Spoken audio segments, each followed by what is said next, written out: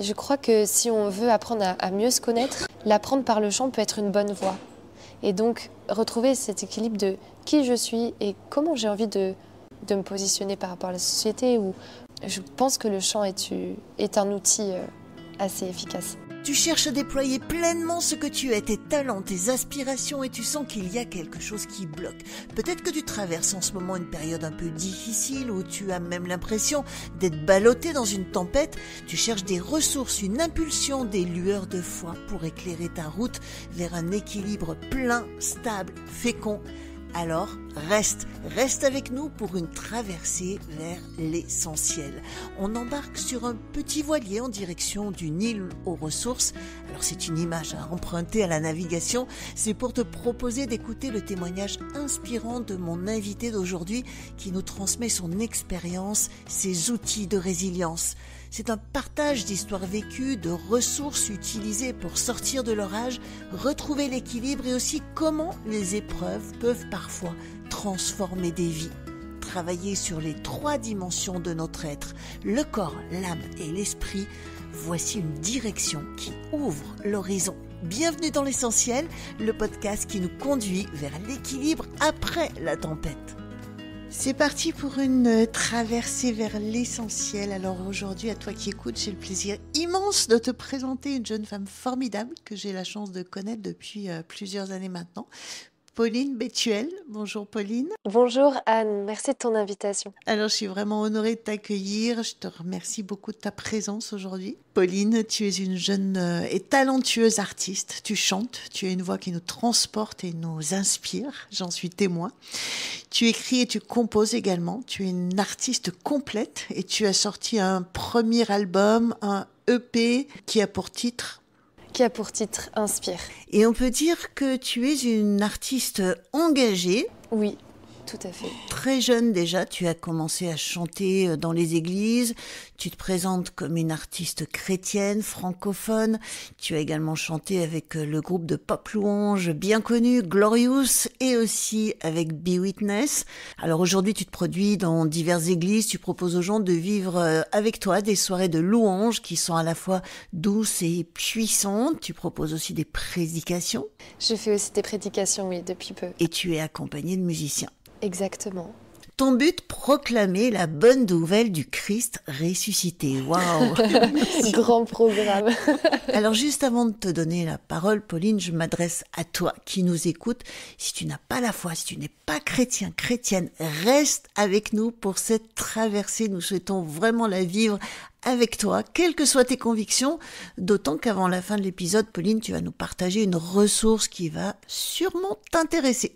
Et une précision, nous enregistrons cet épisode dans le salon d'un hôtel. Il y a parfois un petit peu de bruit autour de nous, donc vraiment 1000 excuses pour ce désagrément. J'espère que tu ne seras pas trop gênée. Alors j'ai une première question un petit peu difficile pour toi, Pauline. On commence bien. Alors qu'est-ce que tu dirais à quelqu'un qui ne croit pas en Dieu pour lui expliquer l'importance de la foi dans ta vie d'artiste? Je crois que la foi va au-delà d'une institution religieuse. C'est le rapport de soi avec quelque chose de plus grand que soi. Donc pour quelqu'un qui n'a pas la foi comme on pourrait l'entendre dans notre société aujourd'hui, qui n'est pas avec l'étiquette catholique ou protestant ou musulman ou bouddhiste ou que sais-je, je crois que la foi s'adresse à tout le monde parce que c'est ta connexion avec l'au-delà de toi. C'est pour moi primordial parce que tu dois avoir certainement, comme moi, expérimenté que parfois, tu n'arrives pas à gérer, parfois, tu n'as pas de réponse à des grandes questions existentielles.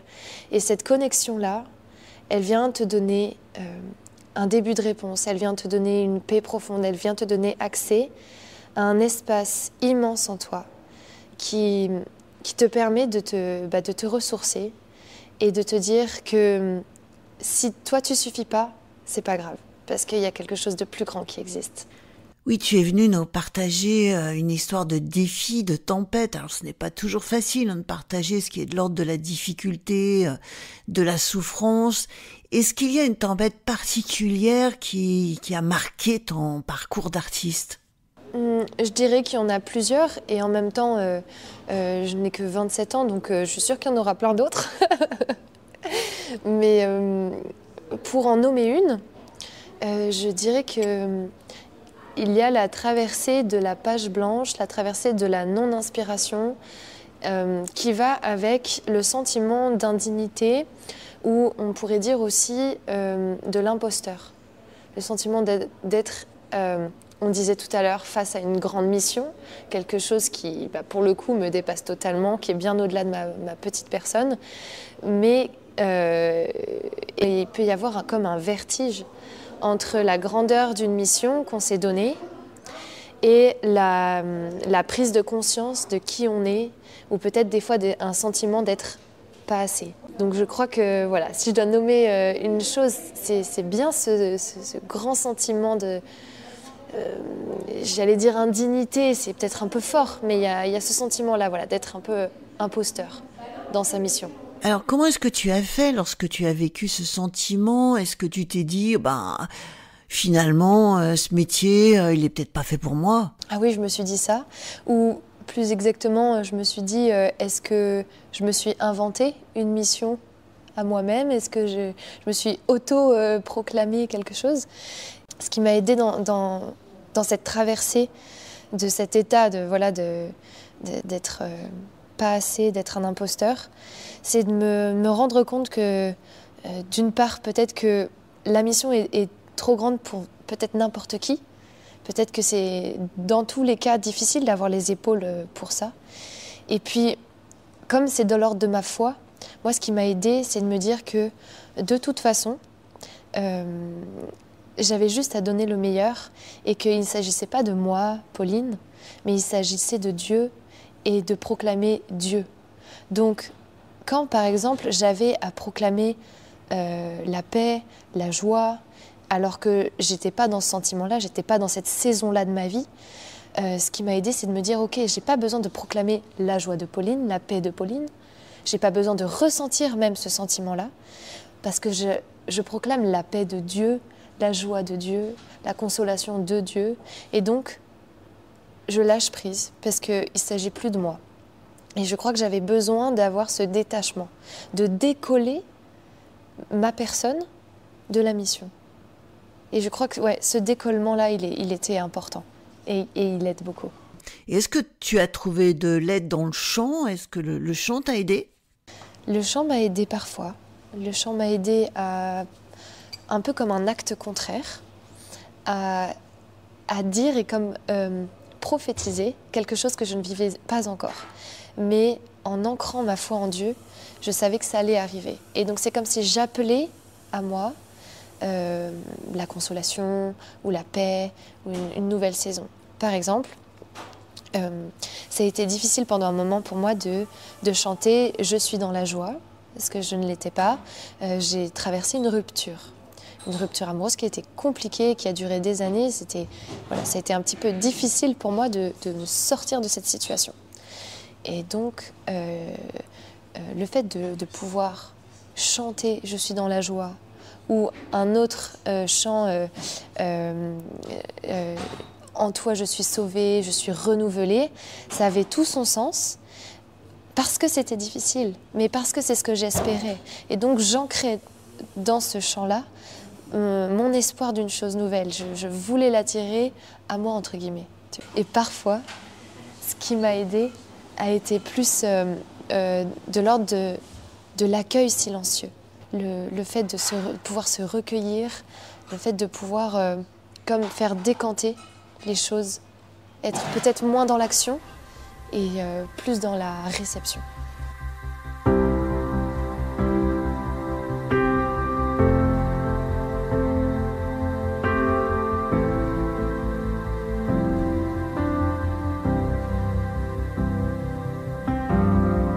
Qu'elle tombe toutes les murailles, je viens puiser des forces pour la bataille. Ta grâce abonde quand l'ennemi m'assaille, tu fais gravir les plus hautes montagnes. Alors dans cette traversée de l'essentiel, on aime bien aussi interroger les différentes dimensions de ce que nous sommes. Alors nous sommes un, bien sûr, avec un corps, une âme, un esprit. Alors comment est-ce que tu as vécu cette période au niveau de ce que tu as ressenti physiquement, au niveau de ton corps, de tes émotions? Ce qui est sûr, c'est que je crois qu'on est... évidemment, on est incarné, et ces 3 parties dont tu parles, qui sont très intéressantes, sont à la fois distinctes et à la fois poreuses. On est bien d'accord que ce qui va se passer dans l'esprit a un impact dans le corps et inversement, ou dans l'âme, voilà. Dans mon corps, moi, ce que j'ai remarqué, c'est que mon visage était beaucoup comme amaigri, dans des périodes plus compliquées, même dans le personnel. J'ai plus de rides. Il y a comme des marques sur ma peau, notamment au niveau du visage, qui, aujourd'hui, moi je le sais, même si c'est pas écrit sur mon front, mais je sais que ça vient de là, de ces périodes-là. Et j'avoue que, en fait, j'aime bien ces marques. J'ai toujours bien aimé les rides, depuis qu'une amie m'avait dit... les rides, c'est l'histoire que porte une personne. C'est l'écriture qu'une personne porte avec elle. C'est le témoignage de ce qu'elle a vécu. Et moi, ça m'a parlé. Alors, j'ai simplement constaté ce qui se passait sur mon corps, mais tout en me disant que voilà, c'était une saison que, quelque part, je gardais un peu cette mini cicatrice, toute proportion gardée, et que c'était OK. C'était OK, et que je préfère avoir une cicatrice avec moi qu'avoir une plaie qui est toujours ouverte. Tu vois. Alors, est-ce que pour toi, le chant, c'est quelque chose qui peut permettre, alors pour toi, mais aussi pour d'autres, de retrouver l'équilibre dans des moments difficiles? Absolument, absolument. Merci pour cette question, Anne. En fait, je pense que le chant est éminemment lié à notre psychologie. Tu parlais tout à l'heure de l'âme et de ses émotions. Il me semble que par le chant, on a accès à une part émotionnelle immense. Quand on chante, on dit qu'on vient et on se met à nu. Et pour l'avoir vu autant en tant que professeur de chant ou en tant que moi-même en tant que chanteuse, on vient avec tout ce qu'on est, tous nos bagages, ce qu'on a bien envie de montrer et aussi ce qu'on n'a pas envie de montrer. On peut pas trop se cacher en fait.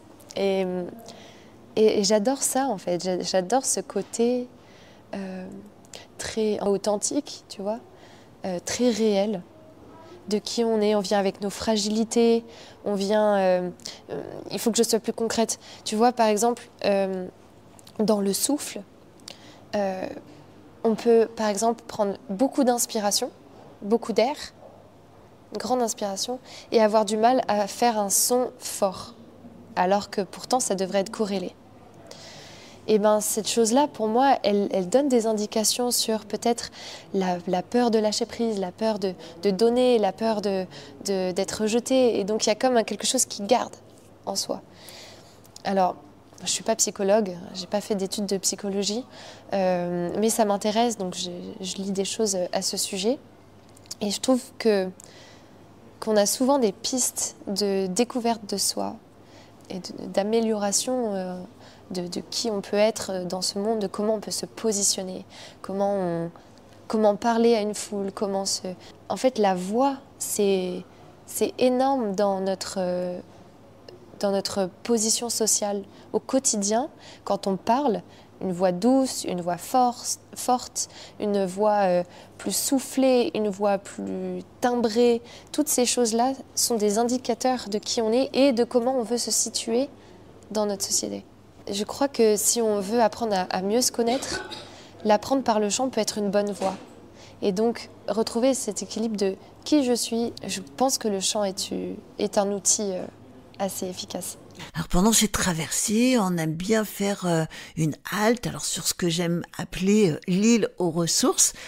On vient puiser ici une ou deux ressources pour peut-être reprendre son souffle et pour pouvoir repartir, aller vers l'essentiel de notre vie. Bien sûr, nous sommes chacun uniques et c'est peut-être pour chacun très différent, mais il y a aussi des ressources en commun que l'on peut partager.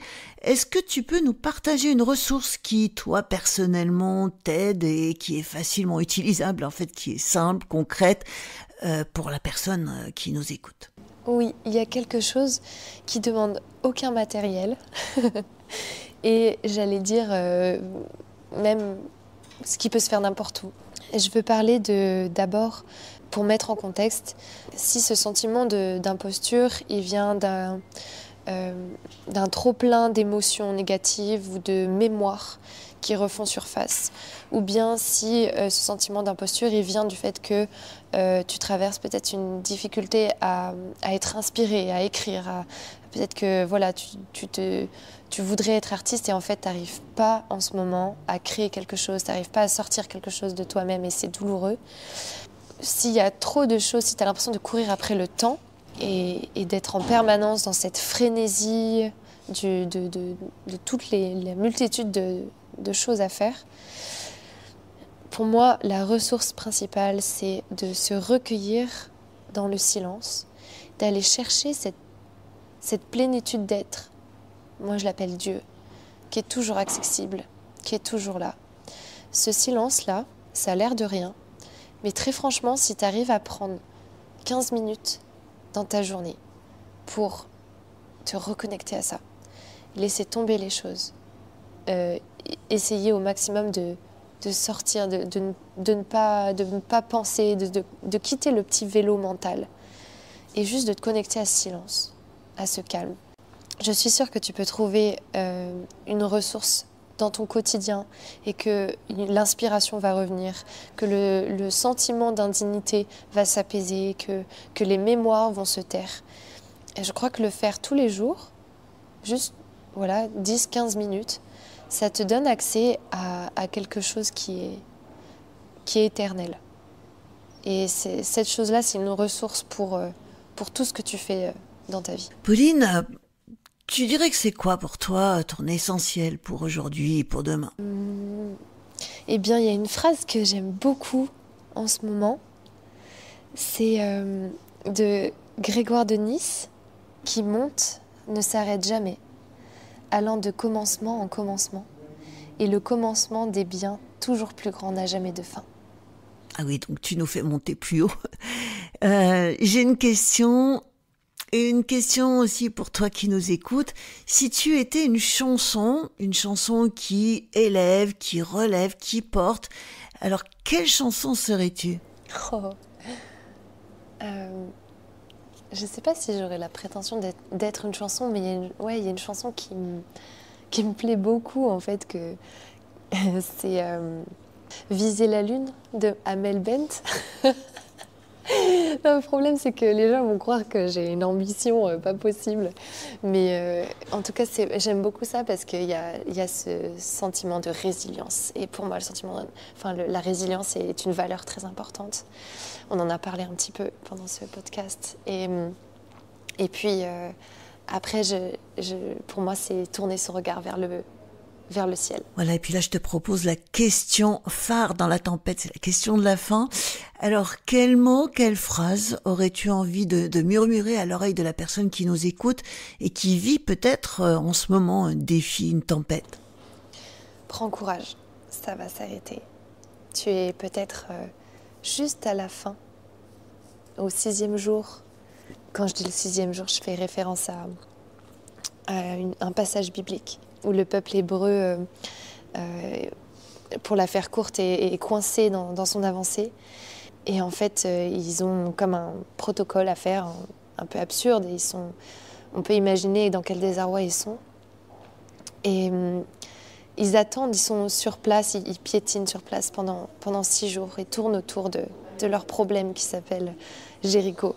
Or, le 7e jour, Dieu leur permet de passer les murs de Jéricho et d'avancer en ayant du coup reçu énormément de leçons de cette épreuve-là où ils n'arrivaient plus à avancer. Donc je veux te dire que si si tu as l'impression d'être sur place, de tourner en rond, eh bien t'en es peut-être à ton 6e jour, alors n'abandonne pas. Allez, n'abandonne pas. C'est avec cette parole, Pauline Bétuel, que je te remercie beaucoup pour cette traversée vers l'essentiel en ta compagnie. Alors, pour mieux te connaître, il y a ton site internet. paulinebétuel.com. Comme ça se prononce. Exactement, Betuel, voilà. On peut te contacter, faire appel à toi pour animer de belles soirées de louanges. Ce sera un grand plaisir, n'hésitez pas. Géographiquement, tu interviens partout ? Partout en France et plus si affinité. L'appel est lancé. Alors, toi qui nous écoutes, je t'invite à partager cet épisode très largement autour de toi, tes amis, sur les réseaux sociaux. Et si tu n'es pas encore abonné à ce podcast, fais-le maintenant pour que l'on reste en lien. Et on se quitte avec la première chanson de ton nouvel EP, Pauline. Je suis en train d'écrire un nouvel album, un nouvel EP. Voilà, et écoute, je suis trop contente parce que Anne, tu seras la première à l'écouter en exclusivité et à la diffuser surtout. Il s'appelle Au-delà de mes peurs. Donc là, c'est une chanson, c'est le premier titre qui sort. C'est à propos par rapport à tout ce qu'on a échangé. Voilà, Au-delà de mes peurs, c'est une invitation à aller plus loin. Voilà, c'est une exclusivité Pauline Bétuel juste pour nous. Merci beaucoup, au revoir Pauline, merci pour ce cadeau. Merci à vous tous, vous qui écoutez, et merci à toi Anne. Alors on va diffuser un extrait uniquement aujourd'hui pour que Pauline, tu aies la primeur de diffuser ton titre en entier très très bientôt. Allez, on se laisse emporter. Il est plus intime que l'intime de mon âme, plus élevé que l'estime de mon âme, plus profond que l'abîme de mon âme. Dans mes ténèbres il allume la flamme et tout mon être, mes peurs il les connaît. De la terre ses mains m'ont façonné, en un souffle son esprit m'a créé. Il est ma loi, mon père et mon pays. Toute petite son vêtement je l'ai frôlé, il m'a prise, m'a recueilli, m'a consolé, embrassé mes plaies dans sa folie. C'est le royaume du ciel qu'il m'a promis. De mon exil, j'ai franchi la ligne, j'ai suivi les traces, reconnu les signes, j'irai vers l'autre rive, là où l'esprit m'attire, pour déposer l'encens et la myrrhe. Au-delà de mes peurs, j'avance au-delà de mes peurs, car tu es au-delà de mes peurs, bien au-delà de mes peurs.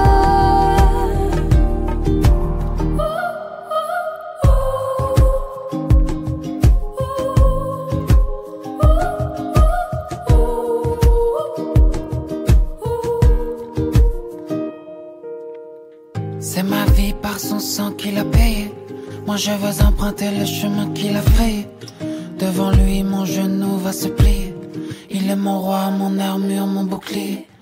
Oh mon Dieu, jamais je ne vais t'oublier. Tu m'as vu quand j'étais sous le figuier, à gémir, à pleurer et à prier. Dans l'espoir que tu viennes me délivrer, j'ai crié. Oh mon Dieu, pourquoi me cacher ta face dans le feu de ton amour? Je veux vivre.